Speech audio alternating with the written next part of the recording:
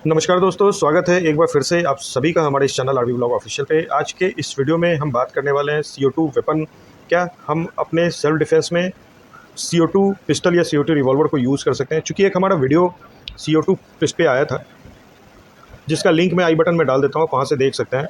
उसमें सबसे ज़्यादा पूछे जाने वाले जो सवाल थे, उसमें एक तो थे क्या CO2 वेपन हम अपने सेल्फ डिफेंस में यूज़ कर सकते हैं और उसके क्या कॉज एंड क्या प्रॉन्स हो सकते हैं, क्या लीगल और क्या टेक्निकल एस्पेक्ट हो सकता है उसमें। एक तो उसके बारे में था, जिसके बारे में मैं आज बात करने वाला हूं। और दूसरा सबसे ज़्यादा पूछे जाने वाले सवाल थे कि क्या CO2 वेपन इंडिया में बहुत महंगा है, हम बाहर से इंपोर्ट करा सकते हैं कि नहीं। तो उस पर हमने एक वीडियो बना चुका है, उसका लिंक मैं आई बटन में डाल दूंगा, आप वहाँ से देख सकते हैं। आज के इस वीडियो में हम सिर्फ और सिर्फ बात करने वाले हैं क्या CO2 वेपन सेल्फ डिफेंस में हम यूज़ कर सकते हैं कि नहीं कर सकते हैं। तो चलिए हम अपने वीडियो को चालू करते हैं।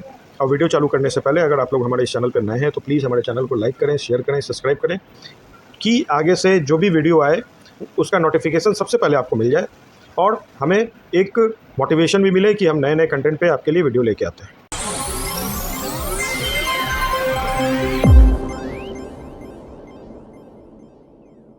जैसा कि मैंने आपको बताया, आज के इस वीडियो में हम बात करने वाले हैं क्या CO2 वेपन हम अपने निजी सुरक्षा सेल्फ डिफेंस में यूज़ कर सकते हैं। तो इस पे दो पॉइंट है, एक तो टेक्निकल और दूसरा लीगल।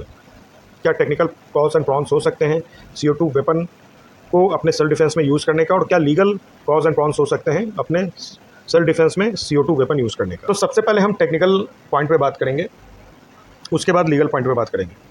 टेक्निकल पॉइंट ये है CO2 वेपन का, आप इस चीज़ को समझें कि जब भी CO2 वेपन आप यूज़ करते हैं, CO2 वेपन को जो पावर जनरेट होता है वो CO2 गैस सिलेंडर से होता है। तो आप जब CO2 वेपन यूज़ करते हैं, चाहे वो निशानेबाजी के लिए हो, चाहे टारगेट प्रैक्टिस के लिए हो, तो जैसे आप CO2 सिलेंडर जब फिल्ड करते हैं, जब रिफ़िल करते हैं, आपने रिफ़िल किया 100, 150, 200 BB आपने फायर किया और उसके बाद उसका CO2 गैस जो है वो ख़त्म हो जाता है।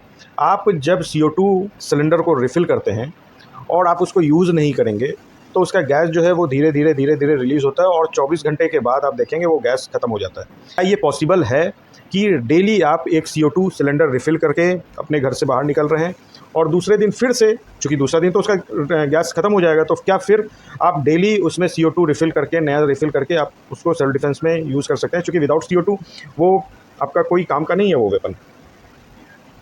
ये तो हो गया पहला पॉइंट। दूसरा पॉइंट हो गया कि जो CO2 पिस्टल या रिवॉल्वर होते हैं, उसका जो पावर होता है, जब वो पेनिट्रेशन जो उसका है, आप एक WD-40 जो रस्ट रिमूवर होता है, चाहे WD-40 हो गया, चाहे रस्ट रिमूवर हो गया, उसके केन में अगर आप फायर करते हैं तो उसके केन को पेनिट्रेट नहीं कर पाता है CO2 वेपन का पैलेट, उसके केन को आर पार नहीं हो पाता है।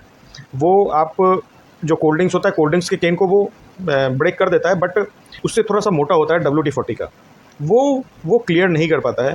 तो क्या ये पॉसिबल है कि CO2 वेपन जो है वो आपके सेल्फ डिफेंस में आपका सुरक्षा कर पाएगा?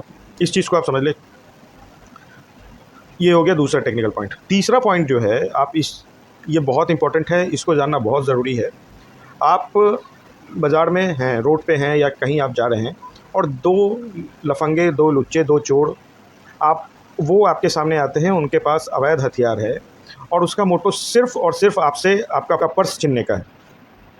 आपके पर्स में 10,000, 20,000, 50,000 जो भी कैश है, उसका मोटो सिर्फ आपसे वो 10,000, 20,000 या आपके पर्स में जो भी कैश है वो छीनने का है और उसके पास एक नाजायज़ हथियार है। और उसके अगेंस्ट में आपने अगर CO2 वेपन अपना निकाला अपनी सुरक्षा के लिए, तो आप इस चीज़ को समझें कि CO2 वेपन एक रियल गन की तरह लगता है। अगर सामने वाले को ये लग जाए, ये फ़ील हो जाए कि आपने एक वेपन रखा हुआ है और अपने सुरक्षा के लिए उस वेपन को आप यूज़ करेंगे, तो सर ये मुमकिन है कि वो आपके ऊपर गोली चला दे। और आप इस चीज़ को ध्यान में रखिए कि असली रियल गन का सामना क्या CO2 वेपन कर पाएगा। अगर उसका मोटो आपको मारने का नहीं है और आपने CO2 वेपन निकाला, तो ये 100% मुमकिन है कि वो आपके ऊपर गोली चला देगा और आप उसका मुकाबला CO2 वेपन से नहीं कर सकते हैं। तो CO2 वेपन वो आपकी जान की सुरक्षा के बदला जान का एक ज़रिया बन जाएगा। तो इस चीज़ को समझिए।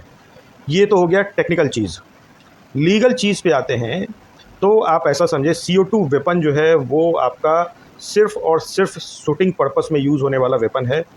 और शूटिंग पर्पस में यूज़ होने वाले वेपन को आप कहीं भी कैरी करके चल रहे हैं तो वो उसको आप अपने कमर में हॉल्स्टर के साथ नहीं लगा सकते हैं। उस वेपन को आपको बॉक्स में रखना है। आप कहीं भी कैरी कर रहे हैं कोई दिक्कत नहीं है, चूँकि वो नॉन लाइसेंस रिक्वायर्ड वेपन है, लेकिन उसको आपको बॉक्स में कैरी करके चलना है। आप अपने कमर में सिर्फ़ और सिर्फ जो लाइसेंस्ड फायर आर्म्स है, जो आपको अपनी सुरक्षा के लिए दिया जाता है, आप वही कैरी करके चल सकते हैं।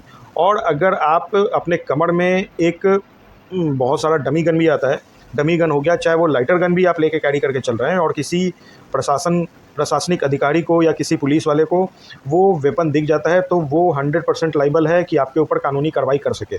तो इस चीज़ को आप समझें कि ये CO2 वेपन जो है वो सेल्फ डिफेंस के लिए नहीं है, वो सिर्फ़ और सिर्फ शूटिंग स्पोर्ट्स के लिए है। अगर आप उस वेपन को अपने सेल्फ डिफेंस के लिए यूज़ करना चाहते हैं तो आप अपने आप को एक मुसीबत में डाल रहे हैं। इसलिए कभी भी आप CO2 वेपन को सेल्फ डिफेंस में यूज़ करने का ना सोचें। ये सेल्फ डिफेंस के लिए आपको कहीं से फिजिबल ये CO2 वेपन नहीं है। हाँ, ये आप टारगेट प्रैक्टिस कर सकते हैं CO2 वेपन का। आप अपना निशाना सुधार सकते हैं, निशानेबाजी का प्रैक्टिस कर सकते हैं। तो आशा करता हूँ कि आपको हमारे इस वीडियो से आपके क्वेश्चन का जवाब मिल चुका होगा, आपके डाउट क्लियर हो चुके होंगे। तो चलिए, तब तक के लिए नमस्कार, फिर मिलते हैं अगले वीडियो में। Thank you.